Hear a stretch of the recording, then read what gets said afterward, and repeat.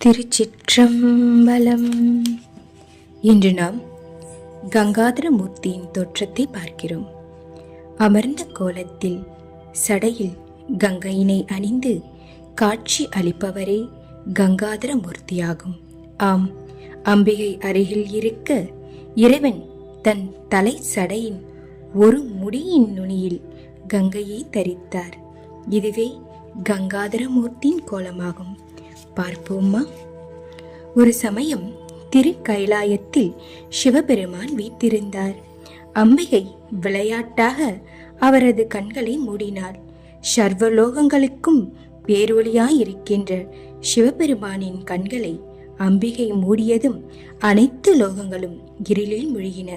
திடீரென்று இருள் மூழ்கியதும் உலகத்து உயிர்கள் என்ன நேர்ந்தது என்று அறியாமல் தடுமாறி ஒருவருக்கொருவர் மோதிக்கொண்டார்கள். எங்கு நோக்கினும் அலறல் சத்தம், அவலக்குரல்கள், பேரொளி எம்பெருமானின் செவிகளில் விழுந்தது. மூன்றாவது கண்ணாகிய நெற்றிக் கண்ணை அவர் திறந்தார்.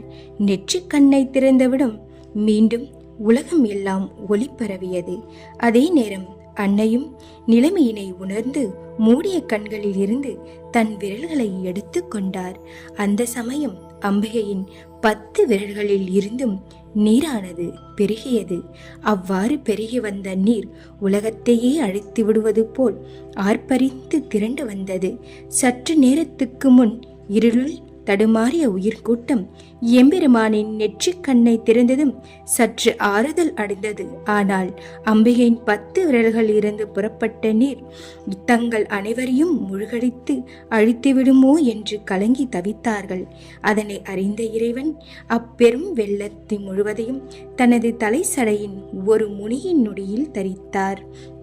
வெள்ளத்தினை தன்னுடைய சடையில் தரித்து தாங்கிய காரணத்தினால்தான் சிவபெருமானுக்கு கங்காதர மூர்த்தி என்று பெயர் ஏற்பட்டது.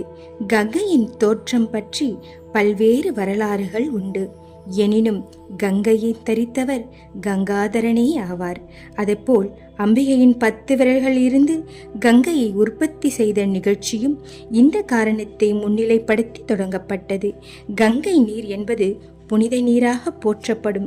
அப்புனித நீர் உலகத்திற்கு அருள வேண்டும் என்று திருவுள்ளத்தின் காரணமாகவும் இந்த சம்பவங்கள் நேர்ந்திருக்கலாம் அல்லவா? மேலும் இந்த கங்கையினை தோற்றுவதற்கு அடிப்படை காரணங்கள் பல்வேறாக கூறப்பட்ட போதிலும் ஒரு நிகழ்ச்சியினை மட்டும் நாம் சான்றாக கூறலாம். சந்திரகுலத்தை சேர்ந்த சந்தனு மன்னன் ஒரு சமயம் உலா வந்து கொண்டிருந்த போது கங்கையானவள் பெண் உருவம் கொண்டு பேரெழிலுடன் நின்று கொண்டிருந்தாள். சாந்தனு மகாராஜன் அவனுடைய அழகில் ஈர்க்கப்பட்டு அருகில் வந்தார். அவரை கண்டதும் கங்கை நாணத்துடன் தலை கவிழ்ந்து நின்றாள். பெண்ணே, நான் சந்திர குலத்தில் உதித்தவன். என்னுடைய பெயர் சாந்தனு. நீ யார் என்பது எனக்கு தெரியாது. இருப்பினும் உன்னை திருமணம் செய்து கொள்ள வேண்டும் என்று நான் விரும்புகிறேன். உன் விருப்பத்தை நீ கூறலாம் என்று வெளிப்படையாக கூறினார் சாந்தனு மன்னன். கங்கை அதற்கு மறுமொழியாக கூறினாள், அரசே, உங்களை திருமணம் செய்து கொள்வதில் எனக்கு எந்த தடையும் இல்லை. இருப்பினும் என்னுடைய நிபந்தனைகளை நீங்கள் ஏற்றுக்கொள்வதாக இருந்தால் உங்கள் விருப்பம் நிறைவேறும் என்று கூறினான். கங்கையின் சம்மதம் கிடைத்ததும் சாந்தனு மன்னன் மகிழ்ச்சி அடைந்தான். சரி, உன் நிபந்தனைகளை நீ கூறலாம் என்று கூற கங்கை கூறத் தொடங்கினாள். நான் யார் என்பதை பற்றிய விவரங்கள் எதையும் நீங்கள் என்னிடம் கேட்கக்கூடாது. திருமணம் முடிந்த பிறகு என்னுடைய செயல்களை எந்த வகையானாலும் தடுக்கக்கூடாது.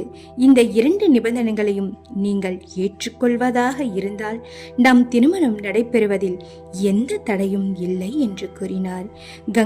கங்கையின் நிபந்தனைகளை ஏற்றுக்கொண்ட சாந்தனு மன்னன் அவளை தன்னுடைய அரண்மனைக்கு அழைத்துச் சென்று திருமணம் முடித்து மனைவியாகவும் ஆக்கிக் கொண்டார். தன் வாக்கு கொடுத்தபடி அவளை பற்றிய எந்த விவரங்களையும் அவர் கேட்காமல் வாழ்க்கையை நடத்தி வந்தார். கங்கை முதலில் ஒரு குழந்தையை பெற்றெடுத்தாள். சாந்தனு மகாராஜனுக்கு மகிழ்ச்சிக்கு அளவே இல்லை. அந்த வேளையில் அந்த குழந்தையை ஆற்றிலே வீசி எறிந்தாள். இதனை கண்ட மன்னன் அதிர்ச்சி அடைந்தான். இருப்பினும் அவன் எதுவும் பேசவில்லை. எந்த செயலினையும் அவன் செய்தாலும் ஏன், எதற்கு என்று கேட்கக்கூடாது என்பது நிபந்தனை அல்லவா? அதனை கருத்தில் கொண்டு அவர் மௌனமாகவே இருந்தார். அடுத்து ஒரு குழந்தை பிறந்தது. அதையும் கங்கையானவள் ஆற்றிலே வீசி எறிந்தாள். வாக்கினை காப்பாற்ற வேண்டும் என்ற எண்ணத்தில் சாந்தனு மன்னன் பொறுமையை காத்தார். இவ்வாறு பிறந்த குழந்தைகளை எல்லாம் அவர் ஆற்றிலே வீசியபடியே இருந்தார். இதனை கண்ட சாந்தனு மன்னன் பொறுமையை இழந்தான். மறுபடியும் ஒரு குழந்தை பிறந்தபோது அதையும் அவர் ஆற்றிலே வீசுவதற்கு புறப்பட்டார்.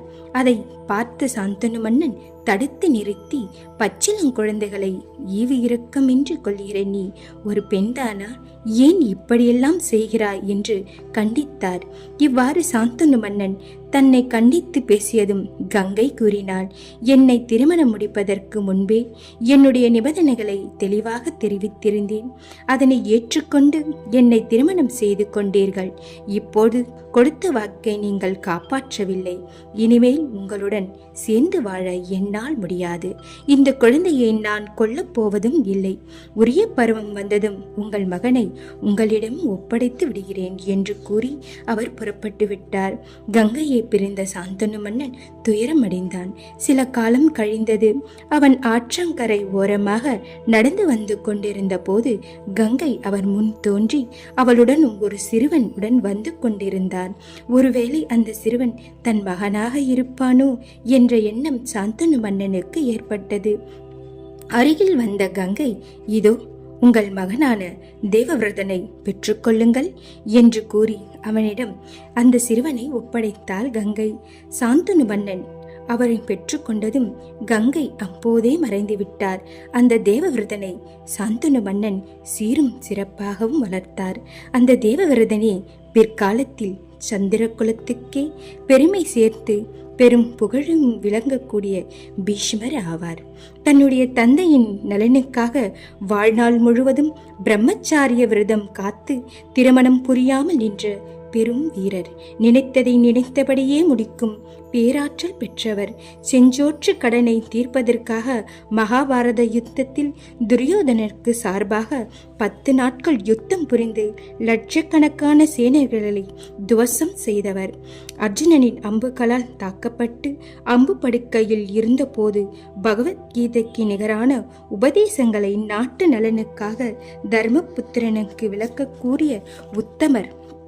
இத்தகைய ஈடு இணையில்லாத பீஷ்மச்சாரியை பெற்று தந்தவள் கங்கை அல்லவா? சந்திரகுலத்திற்கே திலகமாக விளங்கிய இந்த பீஷ்மரை உலகத்திற்கு தர வேண்டும் என்பதற்காகவும் கங்கையானவள் தோற்றுவித்திருக்கலாம் அல்லவா? மேலும் பிறந்த குழந்தைகளை எல்லாம் அவள் ஆற்றிலே வீசியெறிந்தாள் என்று நாம் கண்டோம். அதற்கு காரணம் என்ன? அதன் காரணம் தேவர்கள் சிலர் செய்த தவறுகளால் அவர்கள் மண்ணுலகில் பிறக்க வேண்டியதாயிற்று. அந்த சாபத்திற்கு விமோசனம் அளிக்க வந்தவளே அந்த கங்கை. அதனால்தான் அந்த தேவர்களுக்கு மண்ணுலகிலே தாயாகி விளங்கி அவர்கள் பிறந்ததும் ஆற்றிலே வீசி அவர்களுக்கு விமோசனம் அளித்தாள். இது போன்ற தேவ ரகசியங்கள் ஏராளமாக உள்ளன. நாம் அறிந்தவை சில, அறியாதவை பல. கங்கை பற்றிய வரலாறுகள் கூறிக்கொண்டே போகலாம். அவளுடைய வரலாறுகள் எப்படிப்பட்டவாக இருந்த போதிலும் கங்கையை சூடியவன் கங்காதரனே என்று மேலே குறிப்பிட்டிருந்தோம். உலகத்தையே மூழ்கடிக்க வந்த கங்கையின் வேகத்தை கட்டுப்படுத்த செஞ்சடையில் தாங்கிய மூர்த்தியே கங்காதர மூர்த்தியாகும். அம்பிகையின் எம்பெருமான் கண்களை மூடியதால் தான் கங்கை உற்பத்தியும் கங்கையின் காரணமாக பல்வேறு நலங்களும் நமக்கு கிடைத்தன. இதனை கருத்தில் கொண்டே இறைவனின் ஒவ்வொரு அசைவும் ஒவ்வொரு பொருள் உண்டு என்பதை மேலே நாம் குறிப்பிடுகிறோம். இந்த மாபெரும் தத்துவத்தினை உணர்த்துவதாக கங்காதரமூர்த்தி காட்சியளித்து கொண்டிருக்கிறார். நம்முடைய செயல்களின் கண்டிப்பு எல்லாம் அதிர்ச்சி வைத்தியங்களாக இருக்கலாம். ஆனால் மற்றவர்களுக்கு தீமை பயக்கக்கூடியவதாக அவை இருத்தல் கூடாது. நன்மைகளை அடிக்கக்கூடியவர்களாகவே அமைய வேண்டும் என்பதை நமக்கு நினைவுபடுத்தும் விதத்தில் கங்கையினை தாங்கிய கங்காதர மூர்த்தி விளங்குகிறார். ஆம், இமயமலையே ஆகும் கங்காதரமூர்த்தியின் இருப்பிடம். தீபத் நாட்டின் வடக்கே உள்ள மலையை கங்காதரமூர்த்தியின் இருப்பிடமாக கூறப்படுகிறது. இமயமலையில் இருந்து கங்காதரமூர்த்தியை மானசீகமாக வணங்கி இங்கே கிடைக்கும் கங்கை நீரை இல்லங்களுக்கு எடுத்து வந்து தெளிக்க தெளிக்க இடமெல்லாம் புனிதத்தலமாக மாறும். கங்காதரமூர்த்தியின் அருளை பெற்று ஆனந்த வாழ்வினை பெறுவோம். திருச்சிற்றம்பலம்.